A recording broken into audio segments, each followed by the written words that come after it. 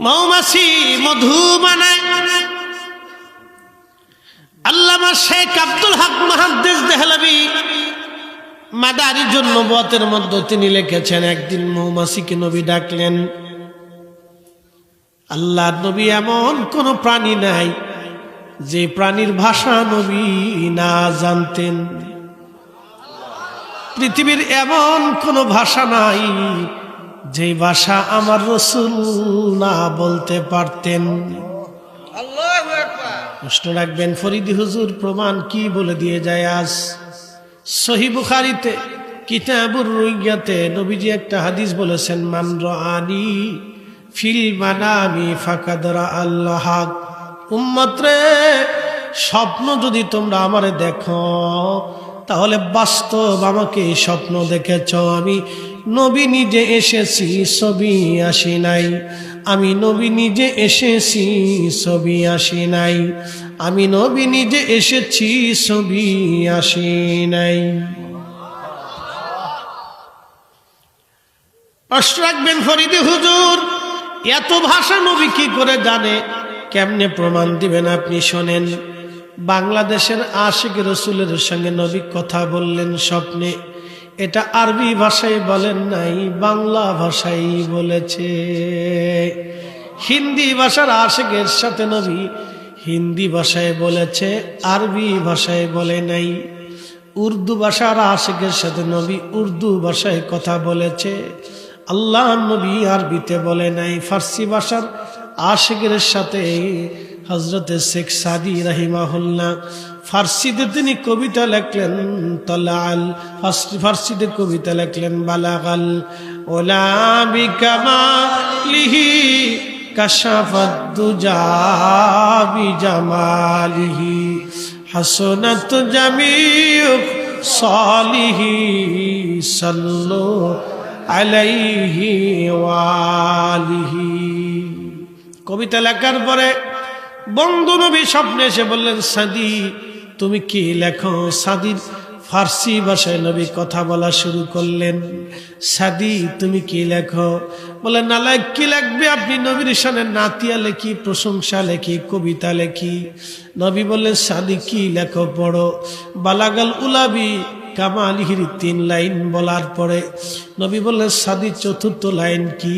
সাদি বলল, ইয়া রাসূলুল্লাহি চতুর্থ লাইন শেখ সাদি মিলাইতে পারে না। আল্লাহর নবী বললেন, সাদি চতুর্থ লাইনে তুমি লেখো, সাল্লু আলাইহি ওয়া আলিহি, পর দুরুদ নবীর শানে, পর দুরুদ নবীর শানে, পর দুরুদ নবীর শানে। একবার জোরে বলা যাবে কি ইয়া রাসূলুল্লাহ? নবীর দরুদ পর দিলে দিলে তোমরা, নবীর দরুদ পর দিলে দিলে হৃদয় খুলে, নবীর দরুদ গর্ভে তেরা সুদিওয়ানা টের পাইল না, মায়া মেনা খবর দিল জিবরাইল আমিনে, হায় হায় খবর দিল জিবরাইল আমিনে, রাইখো মনে নবীর দরদ পর দিলে দিলে তোমরা, নবীর দুরুদ হৃদয় খুলে, নবীর দরদ। প্রিয় রাজনগরবাসী মনোযোগ দিবেন। প্রিয় নবীজির দুরুদ পড়া, সাল্লু আলাইহি ওয়া আলিহি। আমার নবী সাদির সাথে স্বপ্নে কথা বললেন। সাদির ফার্সি ভাষায় কথা বললেন। পশতু ভাষার আশিকের সাথে নবী পশতু ভাষায় কথা বললেন। মিরাঠি ভাষার আশিকের সাথে নবী মিরাঠি ভাষায় কথা বললেন। আসামি ভাষার আশিকের সাথে আসামি ভাষায় কথা বললেন।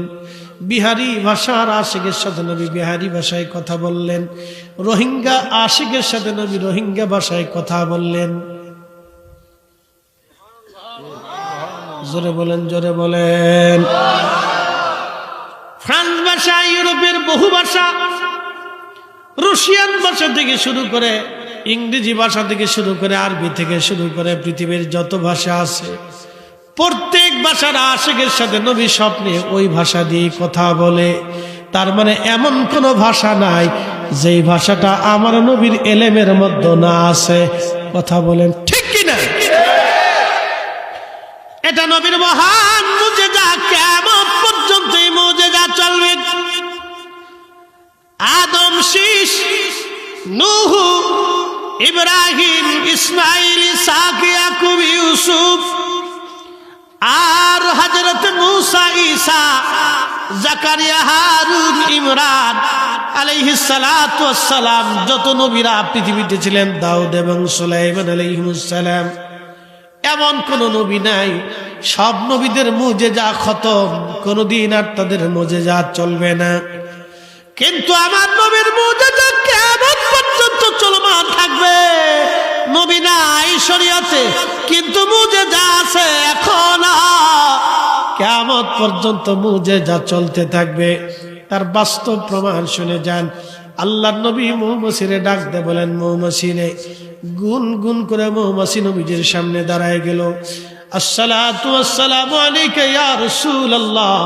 নবীজি কি জন্য গো আমাদেরকে ডেকেছেন? আল্লাহর নবী ডাক দে বলেন, মৌমাছিরে, বিভিন্ন ফুল থেকে তোমরা মধু জোগাড় করে নাও। ও মৌমাছির দলেরা, বিভিন্ন ফুল থেকে বিভিন্ন কোয়ালিটির মধু তোমরা এনে এনে এক জায়গা তোমরা জমা করে নাও।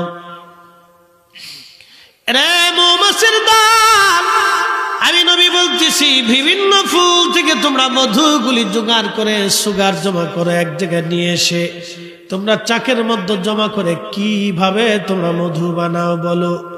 মৌমাছি ডাক দিল, হুজুর, আমরা বিভিন্ন জায়গা থেকে মধুগুলি, সুগার, মিষ্টি সংগ্রহ করে এনে আমরা মৌমাছির চাকের মধ্যে রেখে দেই, শুধু রাখি না।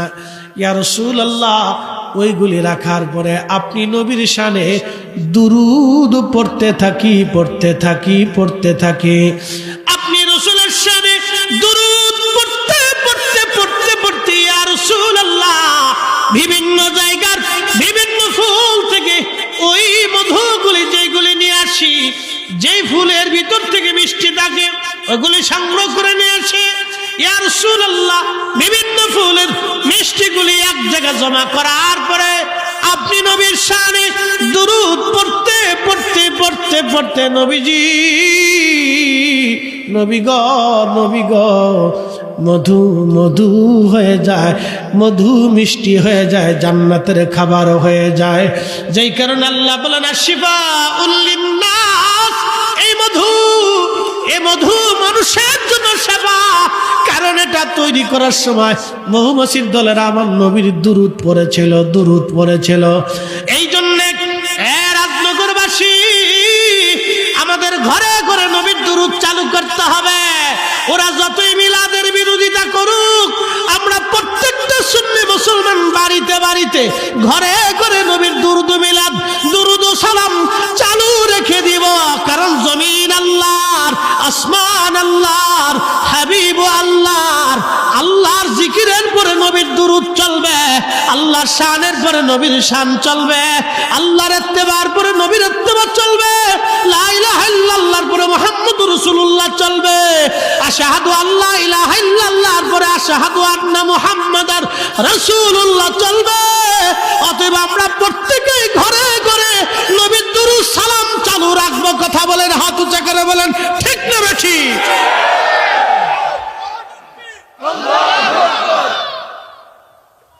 আল্লাহ আমাদেরকে কবুল করুন, সকলে বলেন আমিন। দুরূদ চলবে কি চলবে না? তার বেদাতের ফতোয়া নিয়ে গাট্টি বুকসা বাইন্দে কম্বলের ভিতরে বেসাইয়া খেতা মুড়ি দিয়ে ঘুমিয়ে থাকুক, ছাতা দেখার টাইম আমাদের না।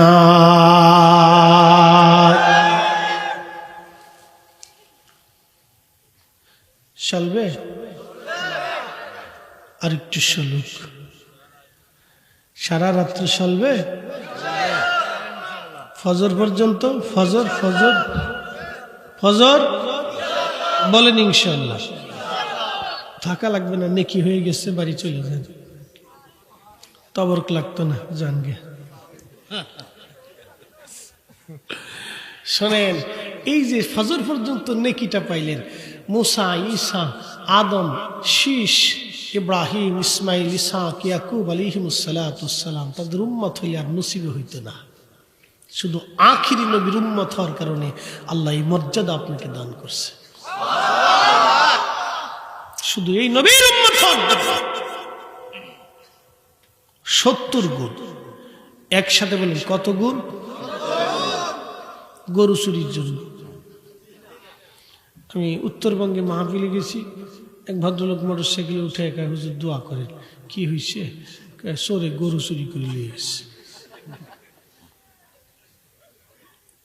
সারা দেশে গরু চুরি বাড়ছে, ছাগল চুরি বাড়ছে, খুন খারাপি বাড়ছে, ডাকাতি বাড়ছে, মুরগি চুরি করে, মসজিদে জুতা চুরি করে। ঠিক আছে না ভাই? আমার ঢাকার আমার মসজিদে প্রত্যেক জুমাতে চুরি হয়, জুতা চুরি করে নিয়ে যায়। ওই হিরোইন চিরা আছে, ওরা জুতা মতা জোগাড় করে চুরি টুরি করে নিয়ে ঢাকার এই গুলিস্তানের পুরাই সুরাই মার্কেটে যে বিক্রি করে দেয়। চোর, এত চোর বাড়ছে। রাজনগরবাসী, শ্রেষ্ঠ নবীর শ্রেষ্ঠ উম্মত আল্লাহ বানাইলেন, আমাদেরকে মর্যাদার আসনে দিয়ে দিলেন এই নবীর কারণে। আমার রসুলের দুরুদের মাধ্যম দিয়া মৌমাছি পোকারা মধু বানায়, মধু মধু মধু বানায়। কি বানায়? একসাথে বলেন কি বানায়? এ মধু শুধু মধু থাকে না, আশিফা উল্লিন্নাস। নবী বললেন জান্নাতের খাবার খেজুর, জান্নাতের খাবার দুধ, জান্নাতের খাবার মধু। আমার উম্মতের উচিত খেজুর খাওয়া। গর্ভবতী নারীরা খেজুর খাবে। আল্লাহ নবী বললেন তোমাদের নারীরা যদি গর্ভবতী হন তো সত্য হয় তো বেশি বেশি খেজুর খাওয়াও, কারণ খেজুরের পুষ্টিগুণ সারা শরীরে ছড়িয়ে যাবে। আমার উম্মতকে বলো খেজুর খাওয়াইতে। বলে কারণ কি? আদম সফুল্লাহরা যে মাটি দিয়ে আল্লাহ বানিয়েছিল, ওই মাটির অতিরিক্ত অংশটুকুন দিয়ে আল্লাহ খেজুর গাছ বানিয়েছিলেন। তা আমার বক্তব্য না, ইমাম ইবনে কাসির আল বেদার ভিতরে লিখেছেন।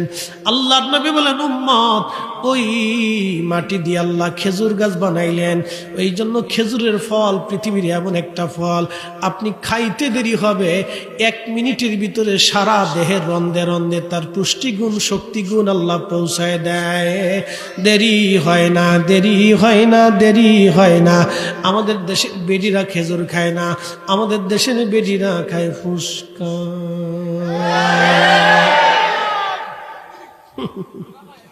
ছাগলের মতো খালি খাইতে ঠেক।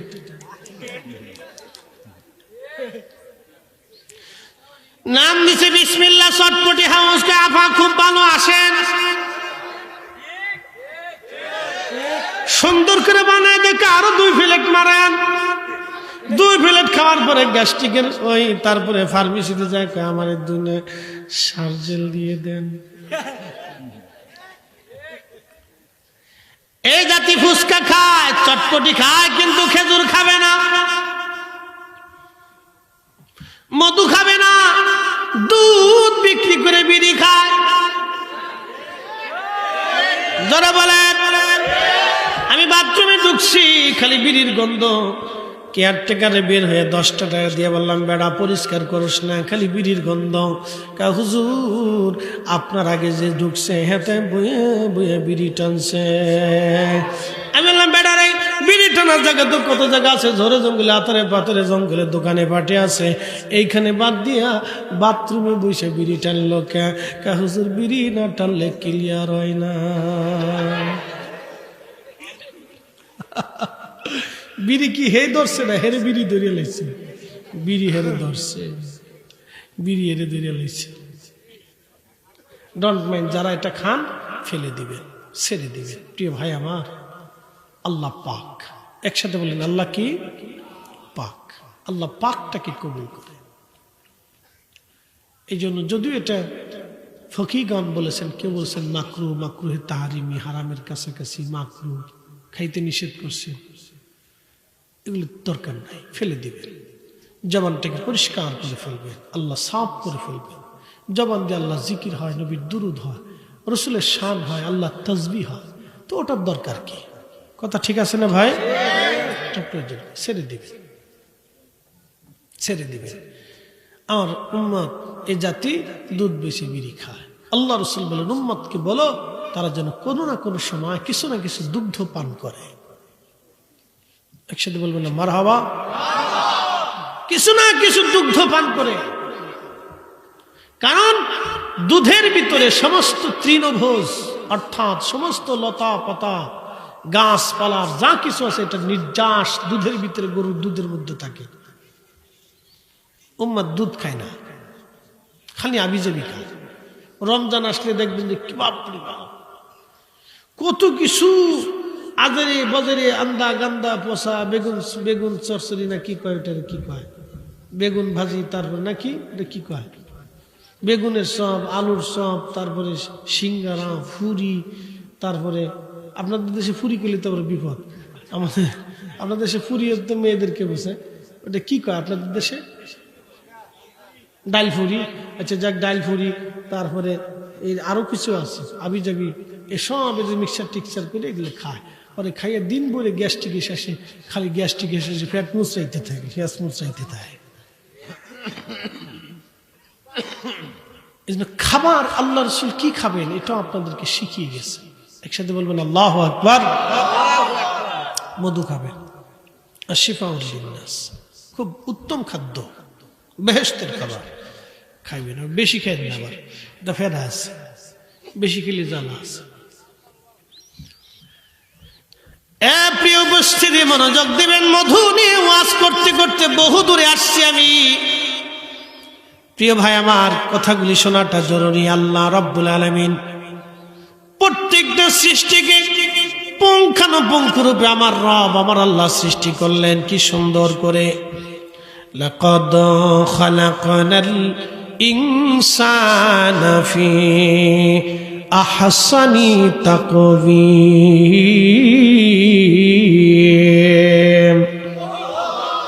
রাব্বুল আলামিন বললেন আমি মানুষকে সুন্দর অবয়ব দিয়ে সৃষ্টি করেছি, চমৎকার অবয়ব দিয়ে আমি মানব জাতিকে সৃষ্টি করলাম।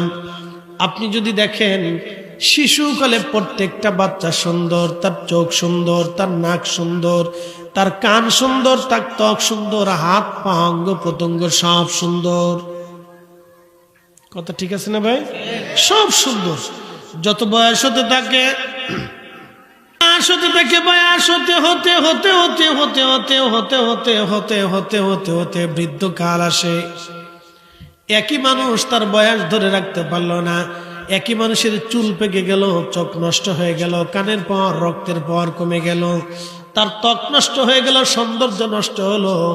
একই মানুষের ব্রেন দুর্বল হয়ে গেল, একই মানুষের পাকস্থলী দুর্বল হয়ে গেল। তার অর্থ কি হে রাজনগরবাসী? আমাদের বডির নিয়ন্ত্রণ আমাদের কাছে নাই, আমাদের দেহের নিয়ন্ত্রণ আমার মালিক আমার আল্লাহর কাছে। আজ থেকে 40 বছর যার হায়াত হয়েছে, বয়স 41 বছর আগে পৃথিবীতে কোনো অস্তিত্ব ছিল না। বাবাজির বয়স কত? বয়স 60-এর উপরে চলে গেছে। 60 বছরের যদি উপরে হয়, ধরেন 70 বছর আগে বাবাজির পৃথিবীতে কোনো অস্তিত্ব ছিল না। পৃথিবীর কোনো নাম ধাম পরিচয়, বংশ পরিচয়, বাবা মা কে হবে, কোনো কিছুই ছিল না। আল্লাহ তাকে অস্তিত্ব দিয়েছেন। আবার 100 বছর পরে ওনার কোনো অস্তিত্ব থাকবে না। আমরা এখানে যারা বসে আছি 100 বছর পরে পৃথিবীতে আমাদের কোনো অস্তিত্ব থাকবে না, কিছুই থাকবে না, বংশের পরিচয় থাকবে না, নাম ধাম জমি জমা টাকা পয়সা অর্থবিত্ত নাতি সন্তান পুত্র কিছুই থাকবে না। সব নিশ্চিহ্ন হয়ে নিথর ভাবে কবরে পড়ে থাকতে হবে। একদিন মাটি ভিতরে হবে ঘরে, মন আমার কেন বান্ধ দালান ঘর, মন আমার কেন বান্ধ দালান ঘর। এ রাজনগরবাসী কবরে চলে গেল, তাদের কবর নিশ্চিহ্ন হয়ে গেছে। তাদের কবরে ঘোড়া গাধা গুলি চড়ে বেড়ায়, কুকুর বিড়াল পেশাব করে। তাদের কবরে ঘাস তরুলতা পাতা জন্ম হয়েছে, কোনো ক্ষমতা তাদের নাই। অথচ তাদের ধমকে পৃথিবীর মানুষ থরথর করে কাঁপত।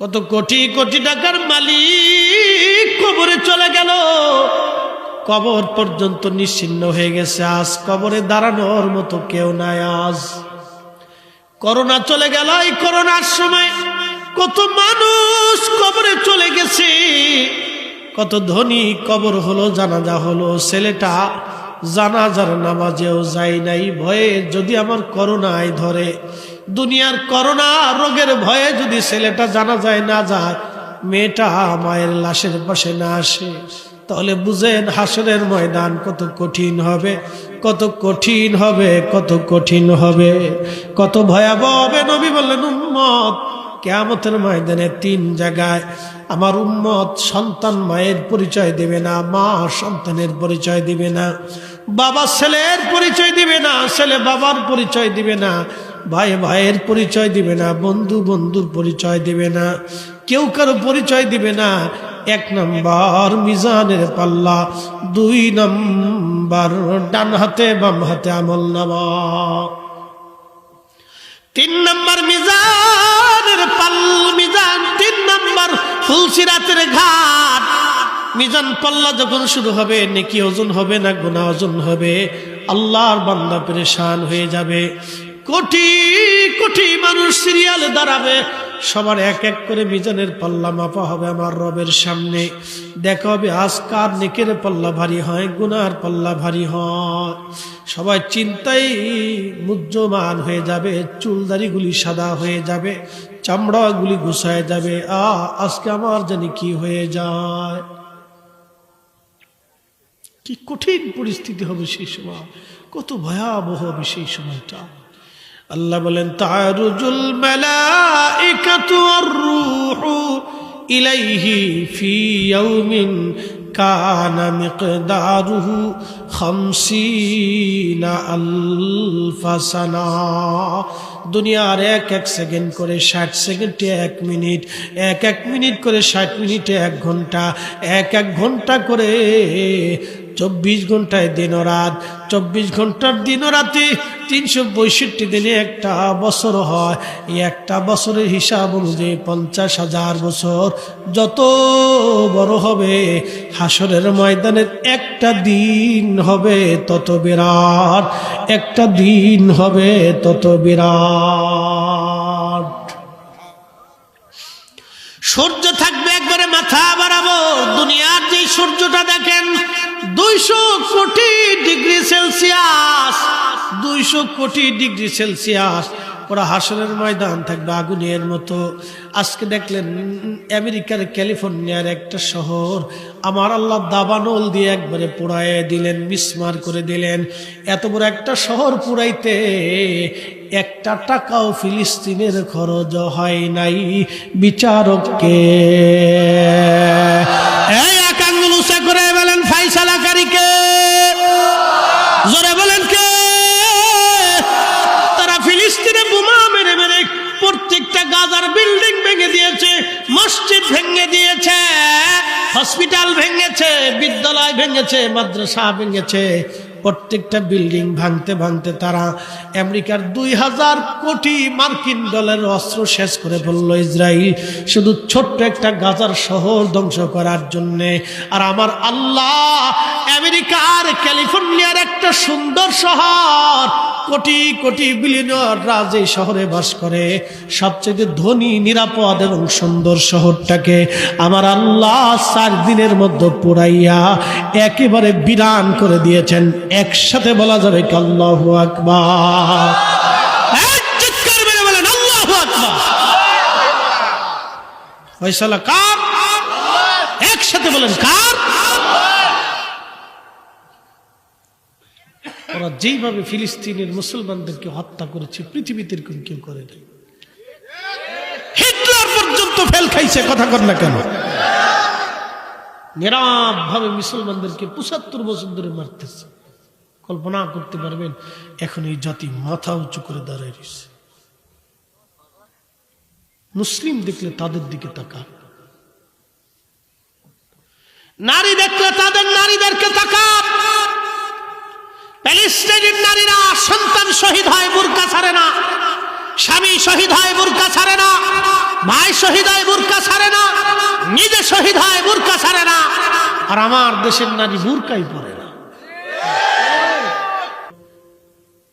হ্যাঁ কুলাউড়াবাসী, এত পানি আল্লাহ রাব্বুল আলামিন দিলেন, তারপরেও তারা বেঁচে রইল, তারা মরে গেল না। এটা কি রাজনগর না? রাজনগরবাসী খুব মনোযোগ দিবেন। আল্লাহ তারপরেও তাদেরকে বাঁচায় রাখলেন। সমুদ্রে একটা নীলতিমি প্রত্যেক দিন ১১০ মণ করে খাবার খায়, আল্লাহ তারে বাঁচায় রাখলেন। খাদ্য অধিদপ্তর নাই, নীলতিমিদের খাদ্য অধিদপ্তর নাই, জাতিসংঘ নাই, আল্লাহ তাদের জন্য বিভিন্ন কোনো ব্যবস্থা নাই, কৃষিখাত খাবার নাই, ব্যাংকের অ্যাকাউন্ট নাই, তাদের ইউনিসেফ কোনো কিছুই নাই, খাদ্য অধিদপ্তর নাই। প্রত্যেক দিন ১১০ মণ করে তিমিরে খাবার খাওয়ায়। একমাত্র তিনি রব, তিনি আল্লাহ। একবার জোরে বলা যাবে কি আল্লাহু আকবার।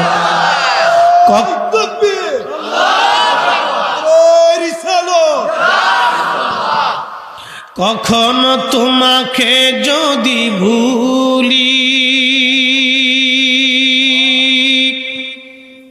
হেদায়েতের আলো জেনে নিও কাছে তুলি,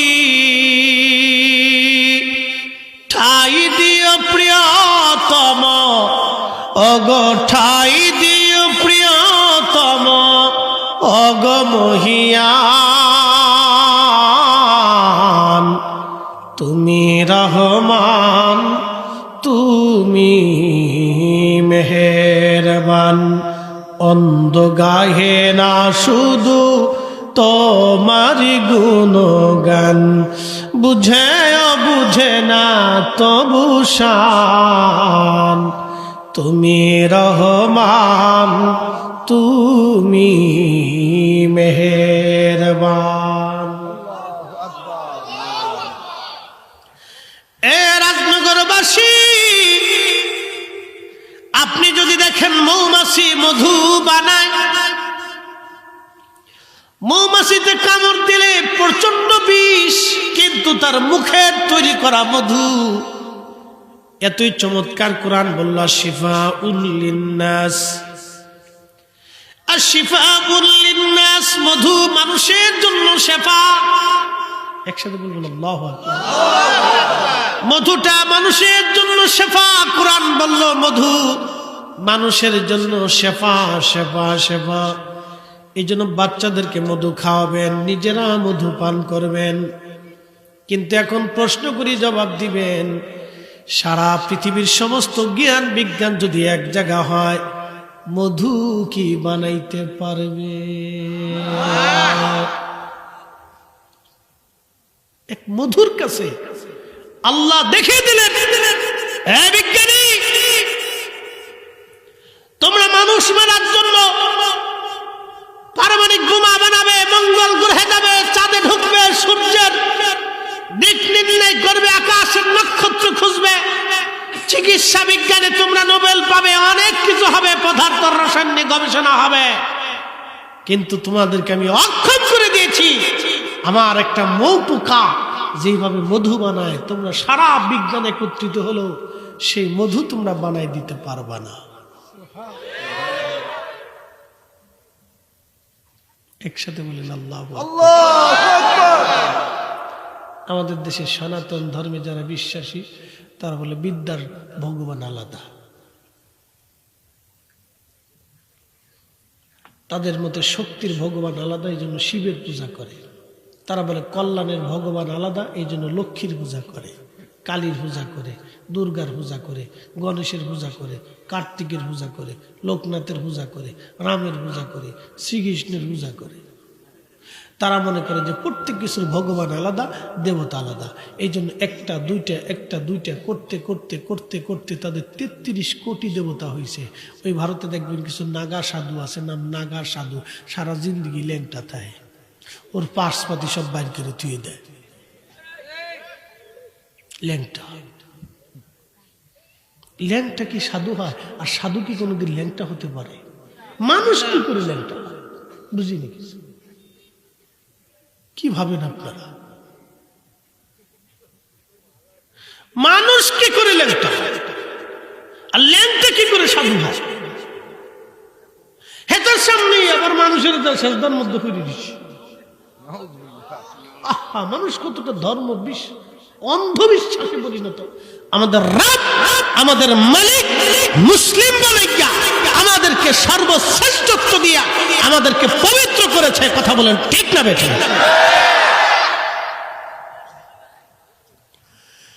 قل هو الله أحد الله الصمد لم يلد ولم يولد ولم يكن له كفوا أحد।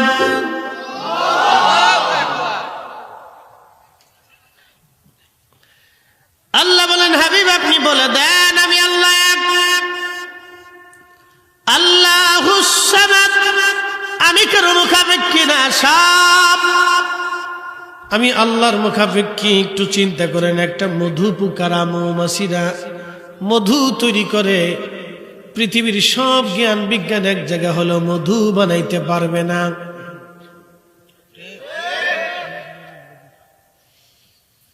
যারা নাগা সাধু আছে, সাধু সন্ন্যাসী আছে, ওদেরকে বলবেন বেটা এত কিছুই করতে পারিস, মানুষ তোদেরকে পূজা দেয়, সেজদা দেয়, তাহলে মৌমাছি যেভাবে মধু বানাইছে এক কাতরা মধু তৈরি করে দেখা, তোদের জাদুবিদ্যায় কি ক্ষমতা আছে?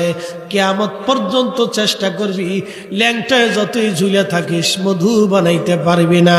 এটা আমার একমাত্র আমার আল্লাহ কারিগর। কথা বলেন ঠিক কিনা? সুন্দর ফুল, সুন্দর ফল, মিঠা নদীর পানি, খুদা তোমার মেঘের বাণী, খুদা তোমার মেঘের বাণী। তুমি কতই দিলে রতন, ভাই বারাদার পুত্রা স্বজন, বলেন তুমি কতই দিলে রতন, ভাই বারাদার পুত্রা স্বজন, খুদা পেলি অন্ন জুগাও, মানি চাই না মানি, খুদা তোমার মেঘের বাণী। সুন্দর ফুল, সুন্দর ফল, মিঠা নদীর পানি, খুদা তোমার মেঘের। শ্রেষ্ঠ নবী দিলাম রে তরিয়ে নিতে রোজা হাসরে, ঠিক কিনা? হাত উঁচু করে বলেন ঠিক কিনা? ওই নবীর শাফাআতকে যারা ইনকার করে, ওই রাসূলের শানকে যারা ছোট করে, তাদের সাথে আমরা কখনো একমত হতে পারি না, মেনে নিতে পারবো না। এই ভ্রান্ত বিশ্বাস এই জমিনে প্রতিষ্ঠিত হতে দিতে পারি না। এটা 360 আউলিয়ার জমিন, সাহেব কেবলা হুলতুলির জমিন। কথা বলেন ঠিক না বেঠে?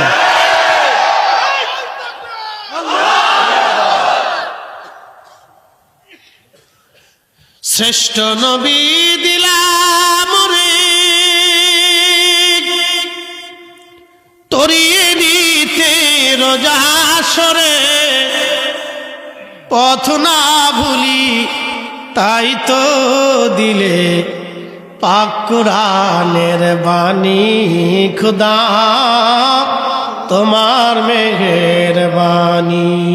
সুন্দর ফুল, সুন্দর ফল, মিঠা নদীর পানি, খুদা তোমার মেঘের বাণী। আল্লাহ আল্লাহ আল্লাহ আল্লাহ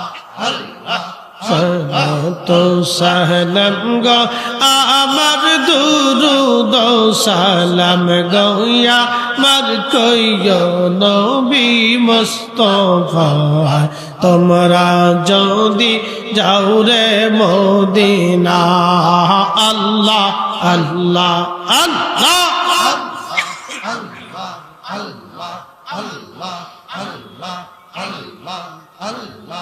লা ইলাহা ইল্লাল্লাহু মুহাম্মাদুর রাসূলুল্লাহ সাল্লাল্লাহু আলাইহি ওয়াসাল্লাম। বালিগাঁও লতিফিয়া জামে মসজিদ বরিশাল্লাহ কমিটির উদ্যোগে পঞ্চম বার্ষিক ওয়াজ দোয়ার মাহফিলের সম্মানিত সভাপতি জনাব মায়ার খান সাহেব, আসকান মিয়া সাহেব এবং জনাব আব্দুল আহাদ সাহেব, হাজী মোহাম্মদ মনফুর খান সাহেব, জনাব মোহাম্মদ সাদ মিয়া সাহেব, জনাব আলকিন মিয়া সাহেব সহ সকল সম্মানিত মুরব্বী। আজকের প্রধান অতিথি শামসুল উলামা আল্লামা সাহেব কেবলা ফুলতুলি রহমতুল্লাহ আলাইহির সুযোগ্য আওলাদ সাহেব জাদাই ফুলতুলি আল্লামা হাফিজ মৌলানা ফখরুদ্দিন চৌধুরী সাহেব মাদ্দাজিল্লাহুল আলী। আজকের প্রধান আকর্ষণ, বিশেষ আকর্ষণ, বিশেষ আকর্ষণ, বিশেষ আকর্ষণ সকল আমন্ত্রিত ওলামা-ইকরাম, এলাকার গণ্যমান্য ব্যক্তিবর্গ, সম্মানিত মুরব্বী, কলিজার টুকরো যুবক ভাইরা, পর্দানিশীল আমার সম্মানিত মা বোনেরা, সকলের প্রতি আন্তরিক অভিনন্দন, মোবারকবাদ, শুকরিয়া সে আল্লাহর দরবারে যিনি আমাদেরকে দীর্ঘ রাতে বসে থাকার তৌফিক দিয়েছেন, সুযোগ করে দিয়েছেন। এ এলাকার বহু মানুষ থেকে বাছাই করে আল্লাহ তার বেহেশতের বাগানে বসিয়েছেন। সেই জন্য আল্লাহর আসমানে আমরা একসাথে শুকরিয়া আদায় করে বলি আলহামদুলিল্লাহ। আপনাদের বাড়িতে সাধারণত কোনো অনুষ্ঠান হলে আপনারা মানুষদেরকে দাওয়াত করেন। কে আসবে, কাকে দাওয়াত করবেন, তার জন্য একটা লিস্ট তৈরি হয়, হয় না? বিয়ের অনুষ্ঠান বলেন, খাতনার অনুষ্ঠান বলেন, আকিকার অনুষ্ঠান বলেন, বিভিন্ন সামাজিক অনুষ্ঠানগুলিতে আপনারা লিস্ট তৈরি করেন কোন আত্মীয় বা কাকে, প্রতিবেশী, গ্রামবাসী, কাকে দাওয়াত দেওয়া যায়। তা আপনার বাড়িতে মেহমান করার জন্য আপনি একটা লিস্ট তৈরি করেন। তো আল্লাহ আজকে তার বেহেশতের বাগানে কে আসবে সেটার জন্য আল্লাহর দরবারে লিস্ট তৈরি হয়েছে। একসাথে বলে আল্লাহ আমাদেরকে পছন্দ করে নিয়ে আসছেন। দয়া কার? একসাথে বলি, দয়া কার? আল্লাহর দয়া, আল্লাহর ইচ্ছা, আল্লাহর দয়া। আল্লাহর দয়া না হলে এটা সম্ভব হতো না, এটা আল্লাহর দয়া। আল্লাহ দয়া করে আমাদেরকে তার বেহেশতের বাগানে কবুল করেছেন এবং সর্বশ্রেষ্ঠ নবী, সর্বকালের সর্বশ্রেষ্ঠ মহামানব, ইমামুল মুরসালিন, রাহমাতুল লিল আলামিন, সাইয়্যিদুল কাওনাইন ওয়াস সাকালাইন, হাবিবুল্লাহ, সাহেবে মাকামে মাহমুদ, আল্লাহর বেহেশতের যিনি সাহিব, মেহবুবে আলা, সবচেয়ে বড় আল্লাহর প্যারা বন্ধু, আগে এবং পরে ওনার মতো কেউ বন্ধু ছিল না এবং হবে না। আল্লাহ সেই মহান নবীর উম্মত হিসেবে আমাদেরকে মঞ্জুর করেছেন। সেই জন্যে আল্লাহর আসমানে আমরা একসাথে শুকরিয়া করে আবারও বলি আলহামদুলিল্লাহ। এই মাইকম্যান লাড়াচাড়া করো না, লাড়াচাড়া দিও না। ওরা ডাইন বাবু কোথায় যেন ঝামেলা হয়েছে, দেখো আগেই ভালো ছিল। প্রিয় উপস্থিতি, খেয়াল করো, খেয়াল করো, ডিসকানেক্ট মনে হয়। প্রিয় উপস্থিতি, রব্বুল আলামিন আমাদেরকে আজকের মাহফিলের জন্য পছন্দ করেছেন, আমরা আসছি। সর্বশ্রেষ্ঠ নবীর উম্মত করেছেন, সেই জন্য আল্লাহর দরবারে শুকরিয়া আদায় করেছি। পৃথিবীতে মানুষ আল্লাহর নির্দিষ্ট সীমা পর্যন্ত বেঁচে থাকে, এরপরে আর বাঁচতে পারে না। কথা ঠিক আছে না ভাই? কুল্লু নাফস, এমন কোন জীবন নাই যে জীবনের যায়িকাতুল মউত, মৃত্যু না হবে। প্রত্যেকটা জীবনের মরণ হবে, প্রত্যেকটা জিন্দিগির মৃত্যু হবে। আপনার বাড়ির যে গরু সে মারা যাবে, ছাগল, ভেড়া, বকরি, উট, দুম্বা, ঘোড়া, গাধা, কুকুর, বিড়াল যা আছে সব একদিন মৃত্যুর স্বাদ বরণ করবে। আপনার পুকুরের মাছ আর নদীর মাছ আর জঙ্গলের গাছ তাকেও মৃত্যু নিতে হবে। বর্তমান পৃথিবীর বিজ্ঞানের গবেষণা অনুযায়ী 4 লক্ষ প্রজাতির জীব এবং জীবন বর্তমানে রানিং। তার ভিতর কুকুর একটা প্রাণী, একটা জীব, বিড়াল একটা জীব, ছাগল একটা জীব, মহিষ একটা জীব, গাধা একটা জীব, এরকম 4 লক্ষ প্রজাতির জীব এবং জীবন আছে। প্রত্যেক জিন এবং জীব এবং জীবনকে সুনিয়ন্ত্রিতভাবে তাদের খাবার, তাদের জীবন, বাচ্চা ধারণ, সংসার, তাদের বুদ্ধিমত্তা কে দেয়? একসাথে বলে সিলেটে কোটি কোটি মন পানি দিয়ে আল্লাহ পুরা সিলেটটাকে পানির নিচে নিয়ে গেলেন। কথা ঠিক আছে না ভাই? সমস্ত সিলেটবাসী পানির নিচে। মানুষ বেঁচে থাকাটা যায়, কিন্তু শিয়াল গেল কোথায় বলেন? একটা শিয়াল মরা দেখছেন? ভেসে যাওয়া দেখছেন? গেল কোথায়? জঙ্গলেও পানি, মানুষের বাড়িতে পানি, বাজারে পানি, তো শিয়াল কোথায় গেল? শিয়াল তো কারো দোকানে উঠে নাই, ছাদে যায় নাই, আপনার কাছে এসে সাহায্য চাই নাই, তিরানো চাই নাই, কোথায় গেল? এই মাটির নিচে সে গর্ত করে বাসা বানাইল। এমন কৌশলে আল্লাহ তাকে বাসা বানানোর তৌফিক দিলেন। আল্লাহ তারে এমন ইঞ্জিনিয়ারিং বুদ্ধি দিলেন যে পানি, এত পানি উপরে, কিন্তু ভিতরে গেল না। একসাথে বলবেন আল্লাহু আকবার। আরো জোরে। তাকে বাঁচার জন্য সিস্টেম, বুদ্ধিমত্তা কে দিছে? আরো জোরে। পিঁপড়া চিনেননি আপনারা? এত বন্যাতে পিঁপড়া কি করে বেঁচে থাকে?